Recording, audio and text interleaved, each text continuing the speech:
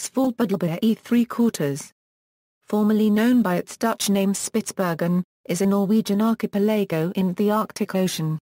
Situated north of mainland Europe, it is about midway between continental Norway and the North Pole. The group of islands range from 74° to 81° north latitude, and from 10° to 35° east longitude. The largest island is Spitsbergen, followed by Nordaustlandet and Edgeøya. Administratively, the archipelago is not part of any Norwegian county, but rather forms an unincorporated area administered by a state-appointed governor. Since 2002, Svalbard's main settlement, Longyearbyen, has had an elected local government, somewhat similar to mainland municipalities. Other settlements include the Russian mining community of Barentsburg, the research station of Ny-Ålesund, and the mining outpost of Sveagruva. Svalbard is the northernmost place in the world with a permanent population. The islands were first taken into use as a whaling base in the 17th and 18th centuries, after which they were abandoned. Coal mining started at the beginning of the 20th century, and several permanent communities were established. The Svalbard Treaty of 1920 recognizes Norwegian sovereignty, and the 1925 Svalbard Act made Svalbard a full part of the Kingdom of Norway. They also established Svalbard as a free economic zone and a demilitarized zone. The Norwegian ษۇɑ and the Russian Árchipelago remain the only mining companies in place. Research and tourism have become important supplementary industries, featuring among others the University Center in Svalbard and the Svalbard Global Seed Vault. No roads connect the settlements. Instead, snowmobiles, aircraft and boats serve inter-community transport. Svalbard Airport, Longyearbyen, serves as the main gateway. The archipelago features an Arctic climate, although with significantly higher temperatures than other areas at the same latitude. The flora takes advantage of the long period of midnight sun to compensate for the polar night. Svalbard is a breeding ground for many seabirds, and also features polar bears, reindeer, and marine mammals. 7 national parks and 23 nature reserves cover 2/3 of the archipelago, protecting the largely untouched, yet fragile, natural environment. 60% of the archipelago is glacier, and the islands feature many mountains and fjords. Though administered separately, Svalbard and Jan Mayen are collectively assigned the ISO 3166-1 Alpha 2 country code SJ. Geography. The Svalbard Treaty of 1920 defines Svalbard as all islands, islets and skerries from 74° to 81° north latitude, and from 10° to 35° east longitude. The land area is 61,022 km2, and dominated by the island of Spitsbergen, which constitutes more than half the archipelago, followed by Nordaustlandet and Edgeøya. All settlements are located on Spitsbergen, except the meteorological outposts on ɓɑːɾ and Hopen. The Norwegian state took possession of all unclaimed land, or 95.2% of the archipelago, at the time the Svalbard Treaty entered into force. ษۇɑ owns 4%, archipelago owns 0.4%, while other private owners hold 0.4%. Since Svalbard is located north of the Arctic Circle, it experiences midnight sun in summer and polar night in winter. At 74° north, the midnight sun lasts 99 days and polar night 84 days, while the respective figures at 81° are 141 and 128 days. In Longyearbyen, midnight sun lasts from April 20 until August 23, and polar night lasts from October 26 to February 15. In winter, the combination of full moon and reflective snow can give additional light. Glaciation covers 36,502 km2 or 60% of Svalbard. 30% is barren rock while 10% is vegetated. The largest glacier is åsfjorden on Nordaustlandet, followed by ølvland and Vestfjorden. During summer, it is possible to ski from ษʋɑ in the south to the north of Spitsbergen, with only a short distance not being covered by snow or glacier. Árchipelago is 99.3% covered by glacier. The landforms of Svalbard were created through repeated ice ages, when glaciers cut the former plateau into fjords, valleys and mountains. The tallest peak is Newtontoppen, followed by Periatoppen, Sarislet, Chadvikrigan and Gliliatoppen. The longest fjord is Wiedeorden, followed by Isorden, Bamaginaden, Woewoedorden and Wochenbergaden. Svalbard is part of the High Arctic Large Igneous Province, and experienced Norway's strongest earthquake on March 6, 2009, which hit 6.5 on the Richter scale. History. Scandinavians may have discovered Svalbard as early as the 12th century. There are traditional Norse accounts of a land known as Svalbard literally cold shores although this may have referred to Jan Mayen, or a part of eastern Greenland. It was then thought both Svalbard and Greenland were connected to continental Europe. The archipelago may in that period have been used for fishing and hunting. The Dutchman Willem Barents made the first indisputable discovery of Svalbard in 1596, in an attempt to find the northern sea route.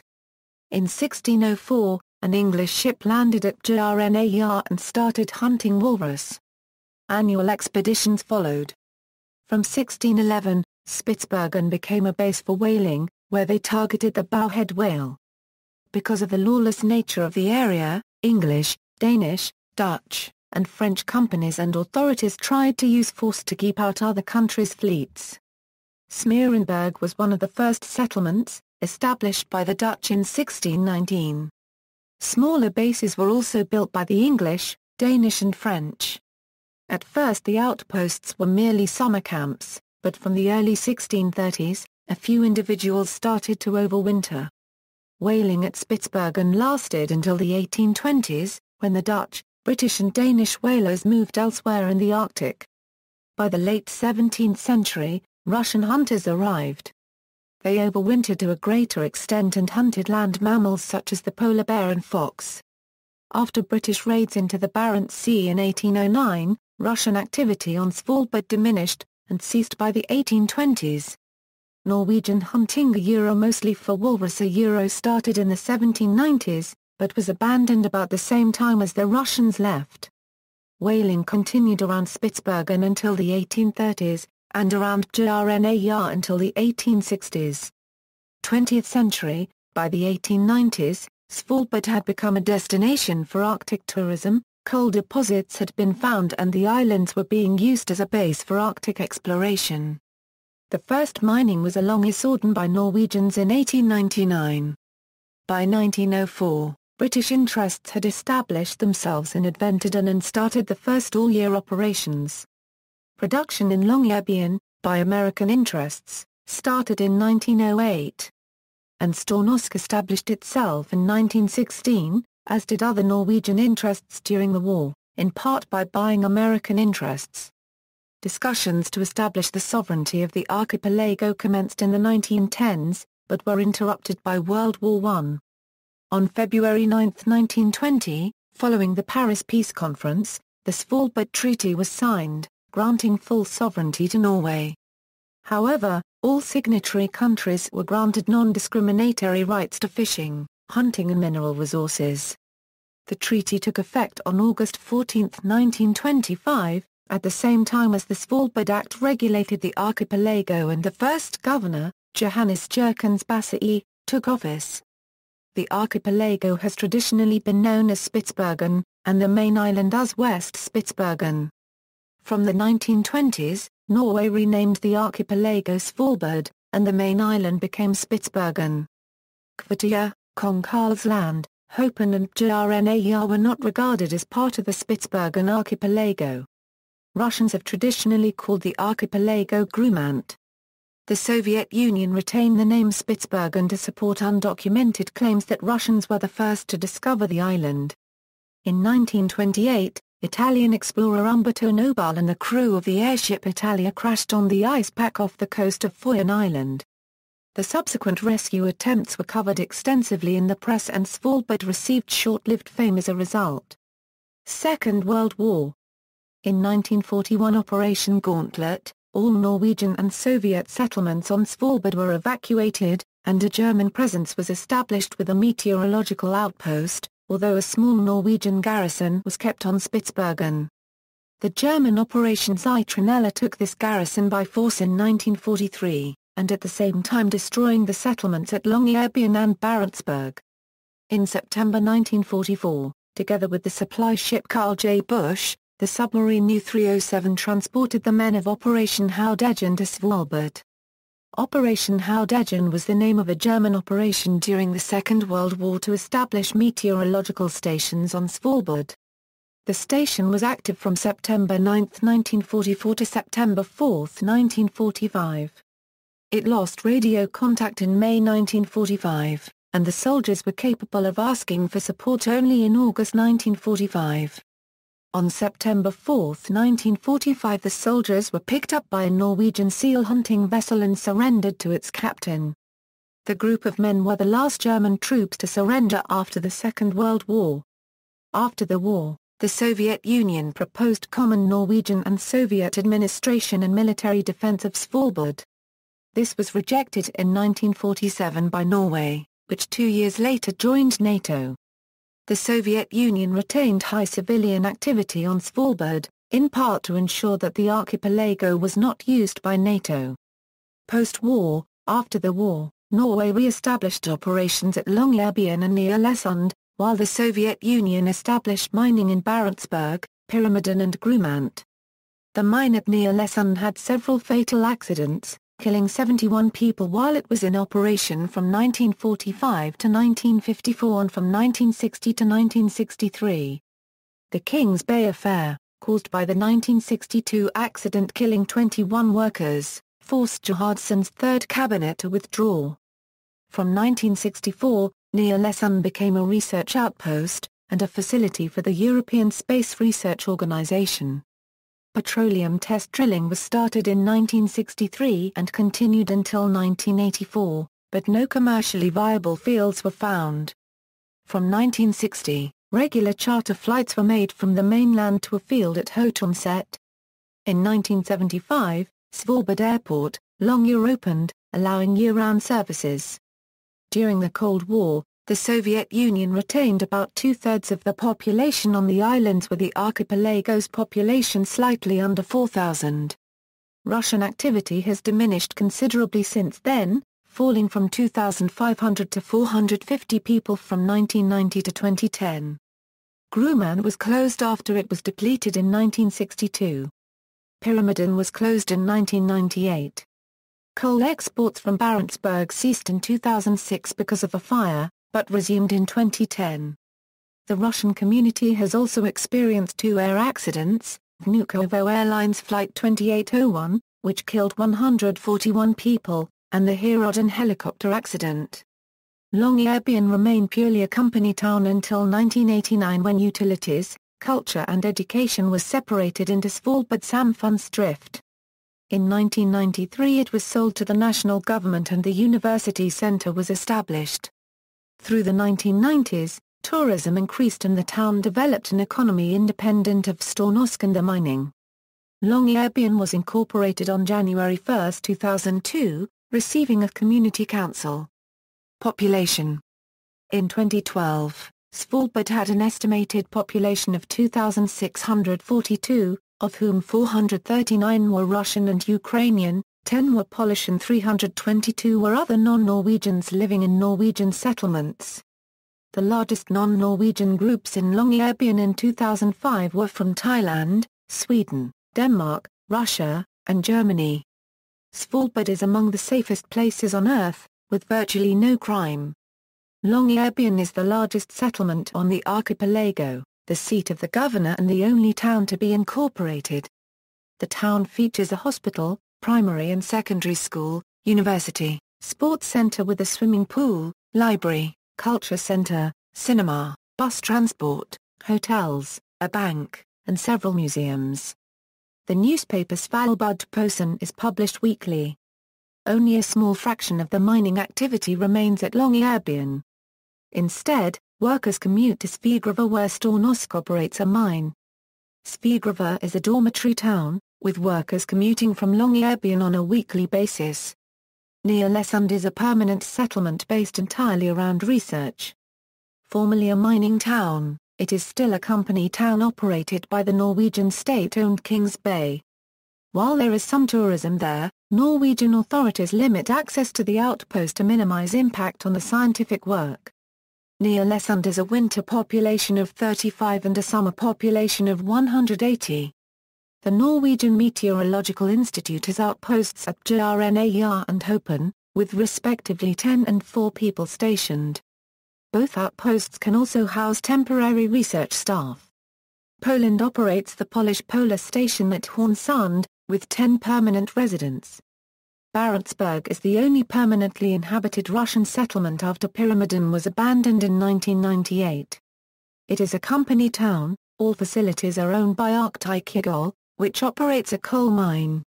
In addition to the mining facilities, ÁRCTIC has opened a hotel and souvenir shop, catering for tourists taking day trips or hikes from Longyearbyen. The village features facilities such as a school, library, sports center, community center, swimming pool, farm and greenhouse. Pyramiden features similar facilities.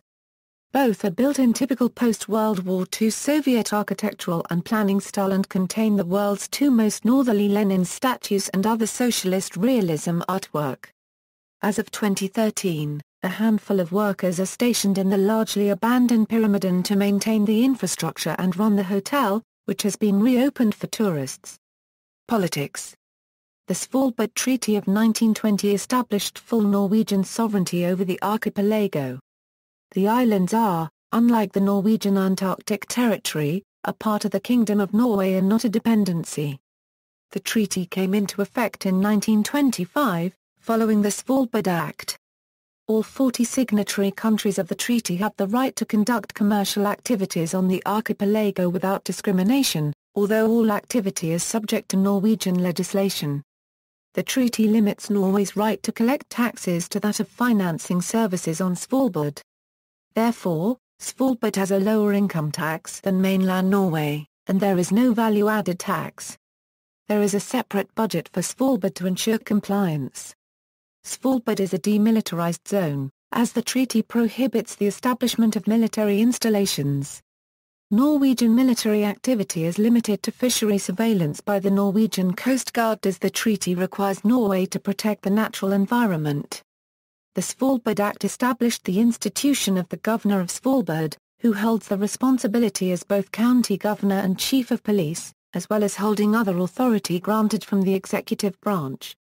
Duties include environmental policy, family law, law enforcement, search and rescue, tourism management, information services, contact with foreign settlements, and judge in some areas of maritime inquiries and judicial examinations albeit never in the same cases as acting as police. Since 2009, Odd Olsen Ingerø has been governor. He is assisted by a staff of 26 professionals. The institution is subordinate to the Ministry of Justice and the Police, but reports to other ministries and matters within their portfolio. Since 2002, Longyearbyen Community Council has had many of the same responsibilities of a municipality, including utilities, education, cultural facilities, fire department, roads and ports. No care or nursing services are available, nor is welfare payment available. Norwegian residents retain pension and medical rights through their mainland municipalities. The hospital is part of University Hospital of North Norway, while the airport is operated by state-owned Avinor. Ny-Ålesund and Barentsburg remain company towns with all infrastructure owned by Kings Bay and ÁRCTIC, respectively. Other public offices with presence on Svalbard are the Norwegian Directorate of Mining, the Norwegian Polar Institute, the Norwegian Tax Administration and the Church of Norway. Svalbard is subordinate to Nord-Troms District Court and Hålogaland Court of Appeal, both located in Tromsø. Although Norway is part of the European Economic Area and the Schengen Agreement, Svalbard is not part of the Schengen Area nor EEA. Non-Norwegian Svalbard residents do not need Schengen visas, but are prohibited from reaching Svalbard from mainland Norway without such. People without a source of income can be rejected by the governor. Nationals of any treaty signatory country may visit the archipelago without a visa. Russia retains a consulate in Barentsburg. In September 2010 a treaty was made between Russia and Norway fixing the boundary between the Svalbard archipelago and the Novaya Zemlya archipelago. increased interest in petroleum exploration in the Arctic, increased interest in resolution of the dispute. The agreement takes into account the relative positions of the archipelagos, rather than being based simply on northward extension of the continental border of Norway and Russia. Economy. The three main industries on Svalbard are coal mining, tourism, and research. In 2007, there were 484 people working in the mining sector, 211 people working in the tourism sector and 111 people working in the education sector. The same year, the mining gave a revenue of NOK 2.008 billion, tourism NOK 317 million and research NOK 142 million.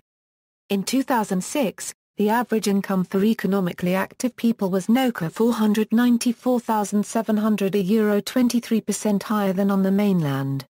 Almost all housing is owned by the various employers and institutions and rented to their employees. There are only a few privately owned houses, most of which are recreational cabins. Because of this, it is nearly impossible to live on Svalbard without working for an established institution. Since the resettlement of Svalbard in the early 20th century, coal mining has been the dominant commercial activity. Norsk Spitsbergen Coal Company, a subsidiary of the Norwegian Ministry of Trade and Industry, operates V Nord in Sveagruva and Mine 7 in Longyearbyen. The former produced 3.4 million tons in 2008, while the latter uses 35% of its output to Longyearbyen Power Station. Since 2007, there has not been any significant mining by the Russian state-owned archipelago in Barentsburg. There have previously been performed test drilling for petroleum on land, but these did not give satisfactory results for permanent operation. The Norwegian authorities do not allow offshore petroleum activities for environmental reasons, and the land formerly test drilled on has been protected as natural reserves or national parks. In 2011, a 20-year plan to develop offshore oil and gas resources around Svalbard was announced. Svalbard has historically been a base for both whaling and fishing. Norway claimed a 200 nautical mile exclusive economic zone around Svalbard in 1977, with 31,688 square kilometers of internal waters and 770,565 square kilometers of EEZ. Norway retains a restrictive fisheries policy in the zone, and the claims are disputed by Russia. Tourism is focused on the environment and is centered around Longyearbyen. Activities include hiking, kayaking, walks through glacier caves and snowmobile and dog sled safari. Cruise ships generate a significant portion of the traffic, including both stops by offshore vessels and expeditionary cruises starting and ending in Svalbard. Traffic is strongly concentrated between March and August. Overnights have quintupled from 1991 to 2008, when there were 93,000 guest nights. Research on Svalbard centers around Longyearbyen and Ny-Ålesund, the most accessible areas in the high Arctic. The treaty grants permission for any nation to conduct research on Svalbard, resulting in the Polish Polar Station and the Chinese Arctic Yellow River Station, plus Russian facilities in Barentsburg. The University Center in Svalbard and Longyearbyen offers undergraduate, graduate and postgraduate courses to 350 students in various Arctic sciences, particularly biology, geology and geophysics. Courses are provided to supplement studies at the mainland universities. There are no tuition fees and courses are held in English, with Norwegian and international students equally represented. The Svalbard Global Seed Vault is a seed bank to store seeds from as many of the world's crop varieties and their botanical wild relatives as possible. A cooperation between the Government of Norway and the Global Crop Diversity Trust, the vault is cut into rock near Longyearbyen, keeping it at a natural 6 degrees Celsius and refrigerating the seeds to 18 degrees Celsius. The Svalbard undersea cable system is a 1,440 km fiber optic line from Svalbard to Harstad, needed for communicating with polar orbiting satellite through Svalbard Satellite Station and installations in Ny-Ålesund. One source of income for the area is visiting cruise ships. The Norwegian government has become concerned in recent years about large numbers of cruise ship passengers suddenly landing at small settlements such as Ny-Ålesund, which is conveniently close to the barren yet picturesque Magdalena Fjord. With the increasing size of the larger ships, up to 2,000 people can potentially appear in a community that normally numbers less than 40. The government has recently passed legislation, effective from January 2014, severely restricting the size of cruise ships that may visit. Transport. Within Longyearbyen, Barentsburg, and Ny-Ålesund, there are road systems, but they do not connect with each other. Off-road motorized transport is prohibited on bare ground, but snowmobiles are used extensively during winter, both for commercial and recreational activities. Transport from Longyearbyen to Barentsburg and Pyramiden is possible by snowmobile by winter, or by ship all year round. All settlements have ports and Longyearbyen has a bus system. Svalbard Airport, Longyear, located 3 kilometers from Longyearbyen, is the only airport offering air transport off the archipelago. Scandinavian Airlines has daily scheduled services to Tromsø and Oslo. Low-cost carrier Norwegian also has a service between Oslo and Svalbard, operating 3 or 4 times a week.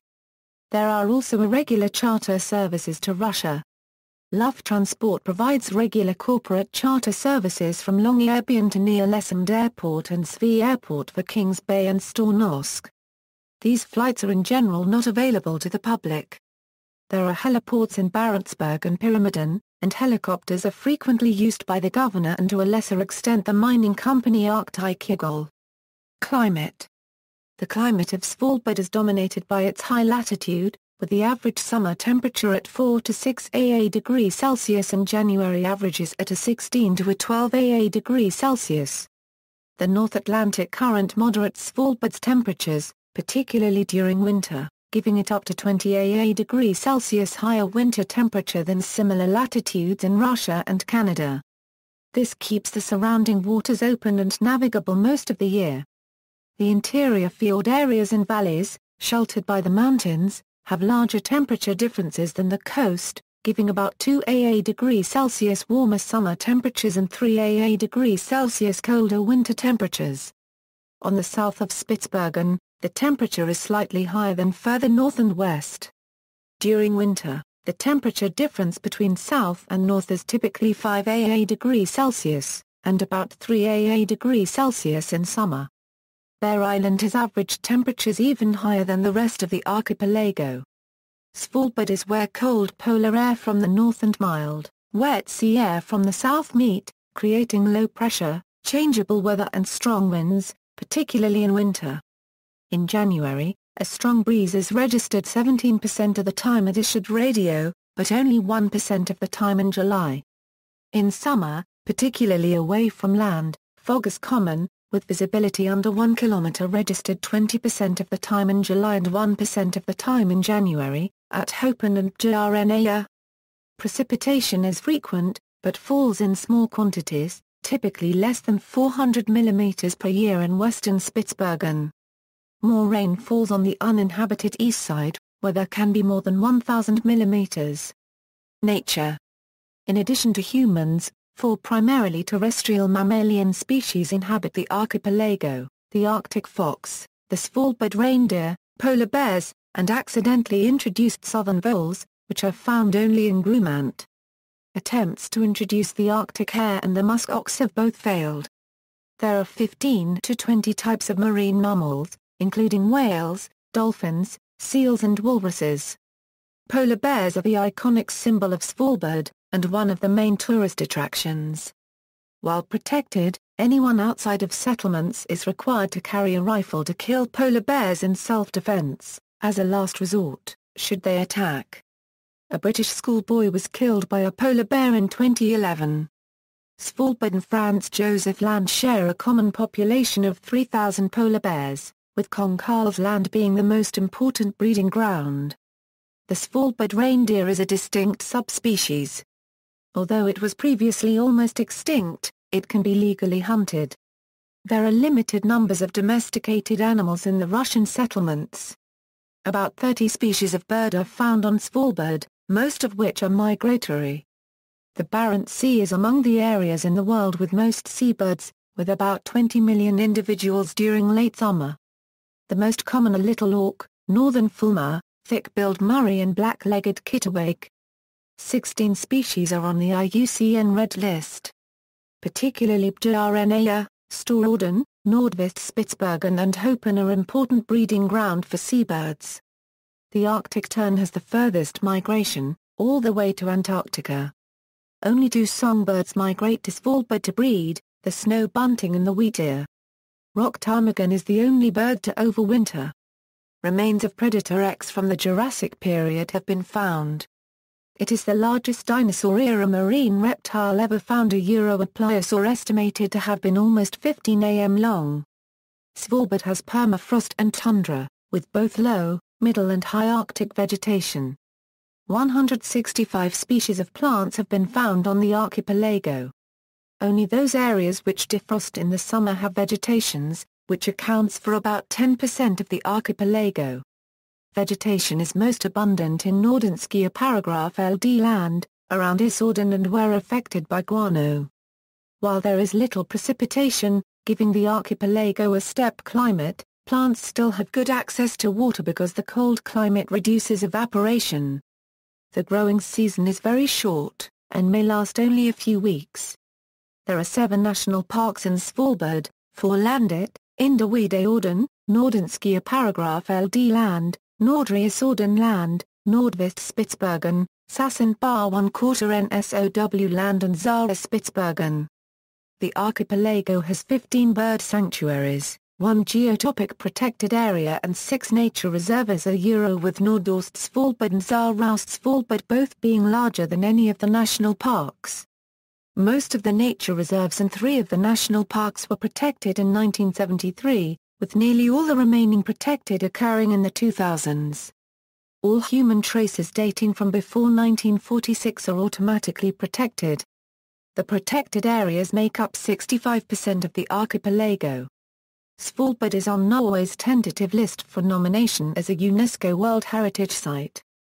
See also: Outline of Svalbard, List of islands of Norway by area outside the mainland of Norway. References.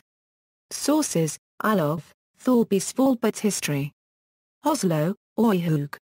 ISBN A82-03-22171-8. Olof, Thorby and Arne O. Holm. Fra Company Town til Folkestyre. Longyearbyen, Svalbard Samfundsdrift. ISBN A82-996168-0-8. Fra GSTAD, Kjartan. Pyramiden, Portrait av en forlaten utopia. Oslo, Spartacus. ISBN A978-82-430-0398-9. Jamsland, Aardun and Wilsberg, Kjell.